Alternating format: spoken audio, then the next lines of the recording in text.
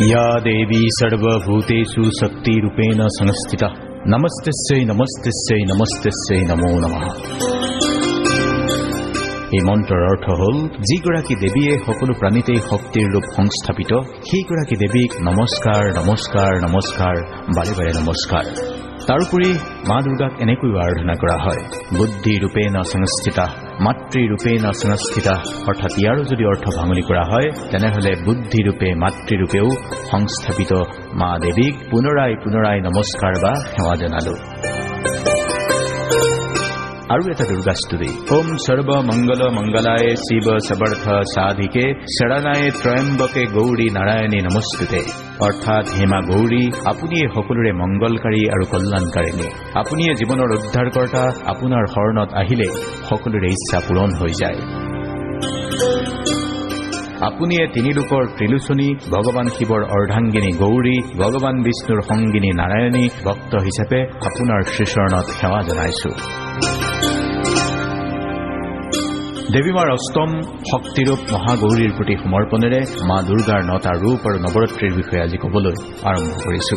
ভাৰতীয় হিন্দু ধৰ্মশাস্ত্ৰই অধিক মান্যতা দিয়া এই নৱৰাত্ৰিৰ শুভাৰম্ভণি শনিবাৰৰ পৰা। যদিও বা 4টাকৈ নৱৰাত্ৰি বছৰটোত আছে, এই 4 নৱৰাত্ৰিৰ ভিতৰত অন্যতম শাৰদ নৱৰাত্ৰি। 15 অক্টোবৰ অৰ্থাৎ শনিবাৰৰ পৰা আৰম্ভ হোৱা এই নৱৰাত্ৰিৰ অন্ত পৰিব 24 অক্টোবৰত। নৱৰাত্ৰি মানে 9টা নিশা। ভাৰতীয় হিন্দু শাস্ত্ৰই 4টা নৱৰাত্ৰিৰ কথা ক'লেও শাৰদীয় নৱৰাত্ৰি আৰু বসন্ত নৱৰাত্ৰিৰ আছে বিশেষ গুৰুত্ব। 2 প্ৰকাৰৰ নৱৰাত্ৰিত দেৱী ভগৱতীৰ 9টা ৰূপৰে আৰাধনা কৰা হয়। কিছু হিন্দু শাস্ত্ৰত উল্লেখ থকা মতে এই নৱৰাত্ৰিৰ 9টা দিনতেই দেৱী মাই ভগৱান শিৱৰ কথামতে ব্ৰহ্মাণ্ড সৃষ্টি কৰিছিল আৰু সেয়ে এই সময়ছোৱাত হিন্দু কেলেণ্ডাৰৰ শুভাৰম্ভণি বুলিও কোৱা হয়। হিন্দু পঞ্চাংগ মতে বছৰটোত 4টা নৱৰাত্ৰি যদিও 2টা নৱৰাত্ৰিতহে সৰ্বস্তৰত উৎসৱমুখৰ পৰিৱেশৰ সূচনা হয়। এতিয়া 4টা নৱৰাত্ৰিৰ সময়নো কি সেয়াও ক'ব খুজিছো। শাৰদীয় নৱৰাত্ৰি ছেপ্টেম্বৰ অক্টোবৰ মাহত, বসন্ত নৱৰাত্ৰি মাৰ্চ এপ্ৰিল মাহত মানে চ'ত মাহত, আন 2টা হ'ল মাঘ মাহত হোৱা মাঘ নৱৰাত্ৰি আৰু আনটো হ'ল আষাধা নৱৰাত্ৰি, যিটো জুন জুলাই মাহত পৰে আৰু যাক গুপ্ত নৱৰাত্ৰি বুলিও কোৱা হয়। আজি আপোনাক শাৰদীয় নৱৰাত্ৰিৰ কথা ক'ম। এই শাৰদীয় নৱৰাত্ৰিৰ মা দুৰ্গাৰ 9টা ৰূপৰ বিষয়ে কথা ক'ম। কিন্তু তাৰ পূৰ্বে নৱৰাত্ৰিনো কিয় হিন্দু ধৰ্মৰ বাবে বিশেষ গুৰুত্বপূৰ্ণ তাৰ অন্তৰালত থকা 2টাকৈ কিংবদন্তীৰ বিষয়ে ক'ব খুজিছো।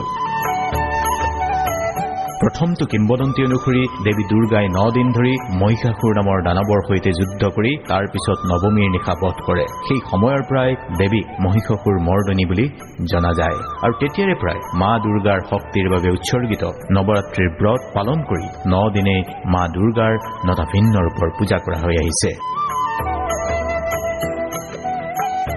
দ্বিতীয়টো কিংবদন্তি প্ৰভু শ্ৰীৰামৰ সৈতে জড়িত। এই কিংবদন্তি অনুসৰি ভগৱান শ্ৰীৰামে দুষ্টক দমন কৰি সন্তক ৰক্ষা কৰিব বিচাৰিছিল। এই উদ্দেশ্য সাধনৰ বাবে নাৰদে শ্ৰীৰামক নৱৰাত্ৰিৰ ব্ৰত পালন কৰিবলৈ অনুৰোধ জনায়। তেতিয়াই ভগৱান শ্ৰীৰামে ব্ৰত সম্পূৰ্ণ কৰি লংকা আক্ৰমণ কৰি ৰাৱণক বধ কৰিছিল আৰু তেতিয়াৰে পৰাই সাফল্যৰ বাবে নৱৰাত্ৰিৰ উপবাস কৰাৰ ৰীতি-নীতি প্ৰচলিত হৈ আহিছে। এতিয়া আপোনাক ক'ব খুজিছো নৱৰাত্ৰিত মা দুৰ্গাৰ 9টা ৰূপৰ বিষয়ে। আই ভগৱতীৰ আশীষ লাভৰ বাবে ভক্তসকলে নৱৰাত্ৰিৰ 9টা দিনত শৈলপুত্ৰী, ব্ৰহ্মচাৰিণী, চন্দ্ৰঘণ্টা, কুষ্মাণ্ডা, স্কন্দ মাতা, কাত্যায়নী, কালৰাত্ৰি, মহাগৌৰী আৰু সিদ্ধিদাত্ৰীৰ ৰূপত মা দুৰ্গাৰ আৰাধনা কৰে। মা ভগৱতীৰ শৈলপুত্ৰী ৰূপ হৈছে মা দুৰ্গাৰ অন্য এটা ৰূপ। শৈলপুত্ৰী মানে পৰ্বতৰ জীয়ৰী, শিলৰ জীয়ৰী। হিমবানৰ পুত্ৰীৰূপে মা ভগৱতীক এই শৈলপুত্ৰীৰ ৰূপত প্ৰাৰ্থনা কৰা হয়। হিমবান হৈছে হিমালয়ৰ অভিভাৱক ভগৱান ৰজা আৰু সেই ৰাজপুত্ৰীয়ে হৈছে শৈলপুত্ৰী।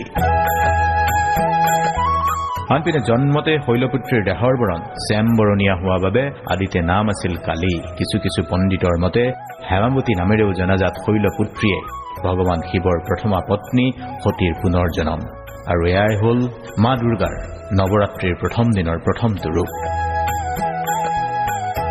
প্ৰতিপদৰ দ্বিতীয় দিনা মা দেৱী দুৰ্গাৰ আন এটা ৰূপ ব্ৰহ্মচাৰিণীৰ আৰাধনা কৰা হয়। আই পাৰ্বতীৰ আন এটা ৰূপ বুলি কোৱা ব্ৰহ্মচাৰিণীৰ আন এটা নাম যোগিনী। মুখ্য প্ৰাপ্তি, শান্তি আৰু সমৃদ্ধিৰ প্ৰতীকৰ ৰূপত ব্ৰহ্মচাৰিণীৰ পূজা অৰ্চনা কৰে ভক্তসকলে। তৃতীয়ৰ দিনা দেৱী মাৰ আন এটা ৰূপ চন্দ্ৰঘণ্টা।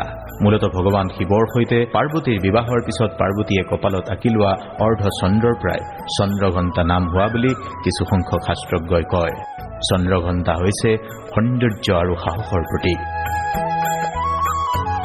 চতুৰ্থীৰ দিনা মা দুৰ্গাৰ কুষ্মাণ্ডা ৰূপৰ পূজা কৰা হয়। কুষ্মাণ্ডাৰ মিচিকীয়া হাঁহিৰ পৰাই ব্ৰহ্মাণ্ডৰ জন্ম বুলি শাস্ত্ৰজ্ঞসকলে কয়। বাঘৰ পিঠিত উঠি থকা অষ্টহাত বিশিষ্ট মা দুৰ্গাই কুষ্মাণ্ডাৰ ৰূপতেই ব্ৰহ্মাণ্ডৰ ৰচনা কৰা বুলি কোৱা হয়। দেৱী মাৰ পঞ্চমটো ৰূপ বা পঞ্চমী তিথিৰ ৰূপ বা মাতৃৰূপ হৈছে স্কন্দ মাতা।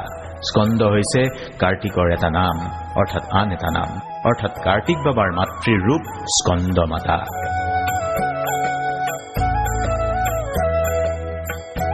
দেৱী দুৰ্গাৰ অন্য শক্তিশালী যোদ্ধা ৰূপ হৈছে কাত্যায়নী।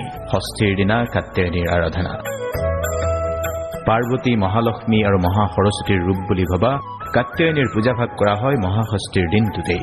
মহিষাসুৰ বধ কৰা দেৱীৰ ৰূপত পূজা কৰা হয় কাত্যায়নী দেৱী মাক। কাত্যায়নী দেৱী মাক চতুৰ্ভুজা, অষ্টভুজা আৰু দশভুজাৰ ৰূপতো চিত্ৰায়িত কৰা হয়। কিম্বদন্তী মতে ৰাধা, ৰুক্মিণী আৰু সীতা মাতাই উপযুক্ত পাত্ৰ লাভৰ বাবে মা কাত্যায়নী দেৱীৰ আৰাধনা কৰিছিল। নৱৰাত্ৰিৰ সপ্তমী বিহিত পূজাৰ দেৱী হৈছে কালৰাত্ৰি। দেৱী কালী, চামুণ্ডা আদি সংহাৰী ৰূপসমূহৰ অন্যতম এই কালৰাত্ৰি।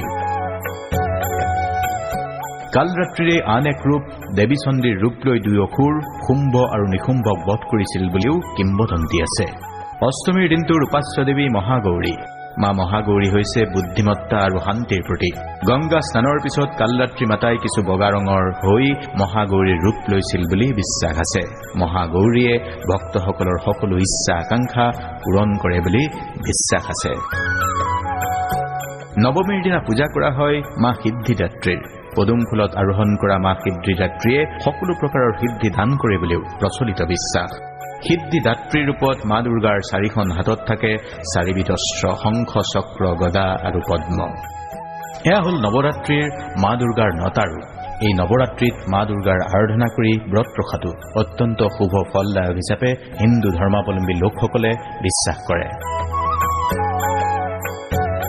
এতিয়া আপুনি যদি নৱৰাত্ৰিৰ ব্ৰত ৰাখিব খোজে কি কি শুভ ফল আপুনি লাভ কৰিব পাৰে?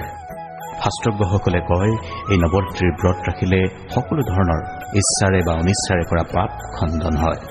নদীৰ কাষত পিতৃ আৰু পূৰ্বপুৰুষৰ বাবে তৰ্পণ কৰি আপুনি শুভ ফল লাভ কৰিব পাৰে। বছৰটো যাতে আপোনাৰ কোনো অনিষ্ট নহয়, হানি বিঘিনি নহয়, শৰীৰ সুস্থ থাকে, তাৰ বাবেও নৱৰাত্ৰিৰ ব্ৰত ৰাখিব পাৰে।